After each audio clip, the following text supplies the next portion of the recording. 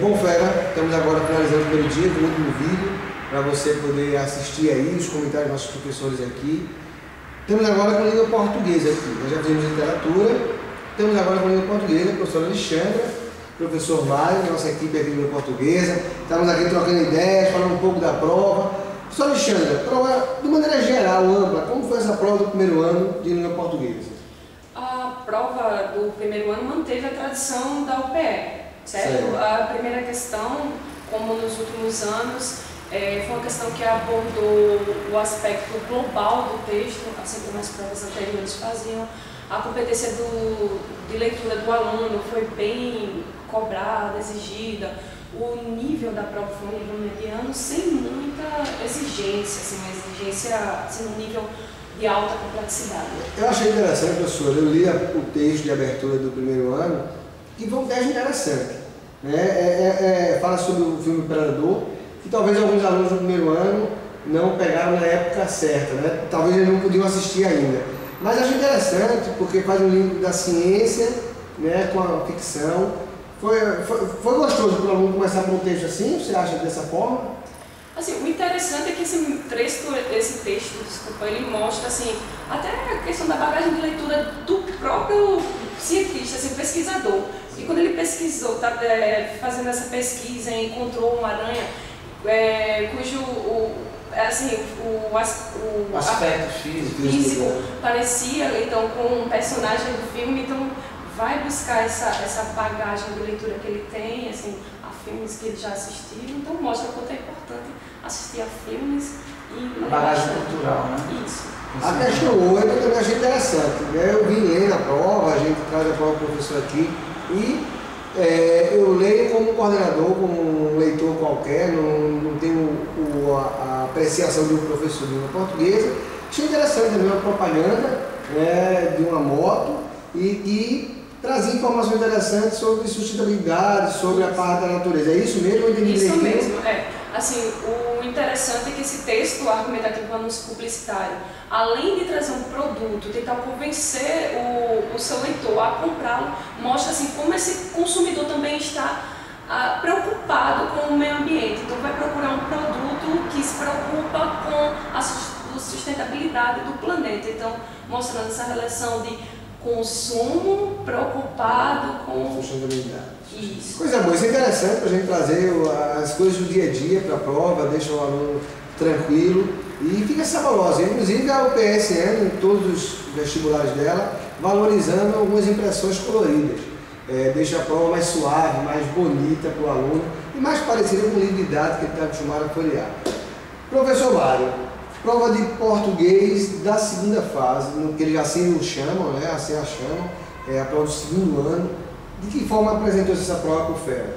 Uma prova boa, um texto informativo, seguido de um infográfico, né? E bastante interessante, inclusive, a escolha do gênero infográfico, porque é muito difundido, né, nas revistas, jornais, principalmente revistas de cunho científico, né, matérias jornalísticas de grande porte. Então, assim, o aluno viu aqui um texto que é imprescindível, né, para que ele possa entender outros gêneros e às vezes até vem em forma isolada, né? Me corrija se eu estiver errado, João Mário.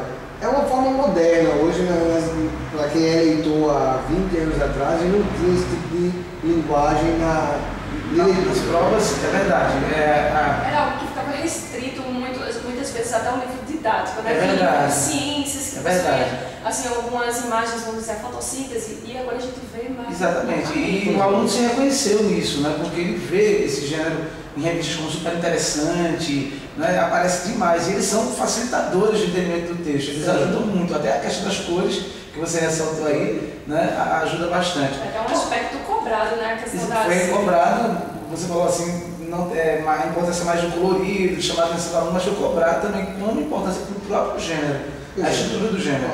E a distribuição das questões muito boa, questões de gramática chamam a atenção também, porque o professor ele vai ter que trabalhar realmente sempre a gramática e interpretação, né?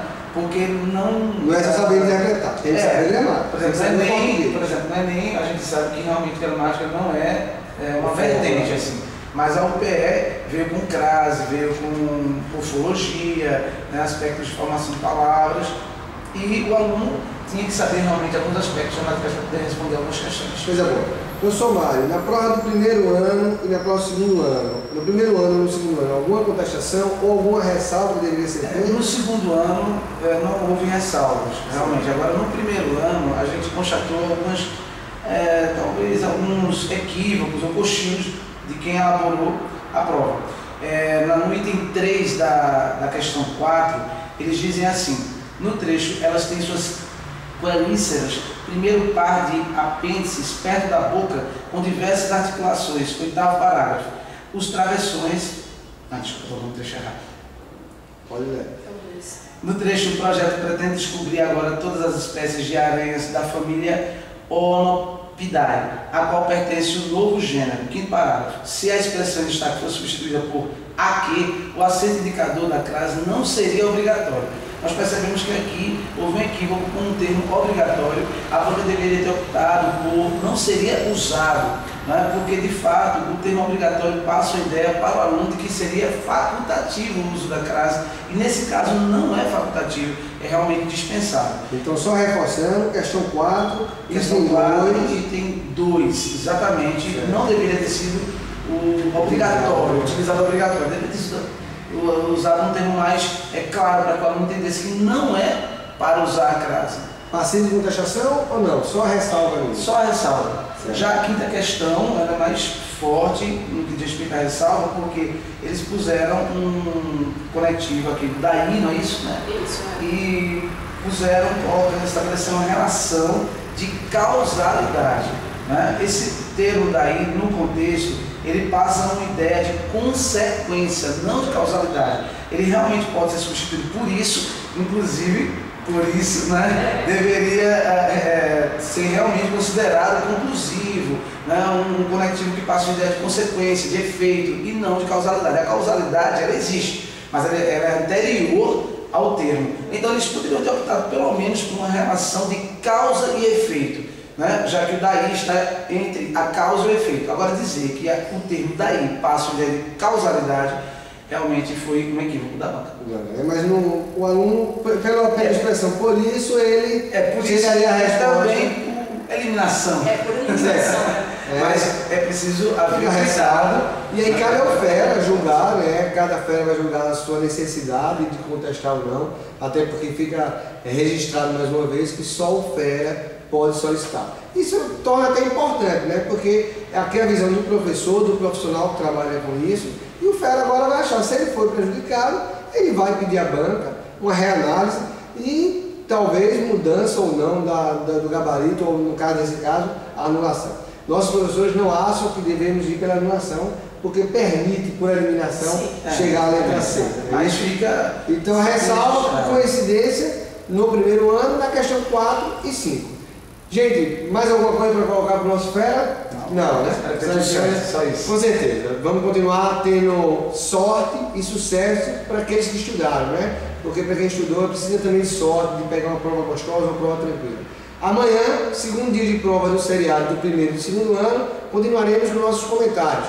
Acesse a prova na íntegra com suas resoluções no site motivofaz.com.br www.motivofaz.com.br. Obrigado, Fé.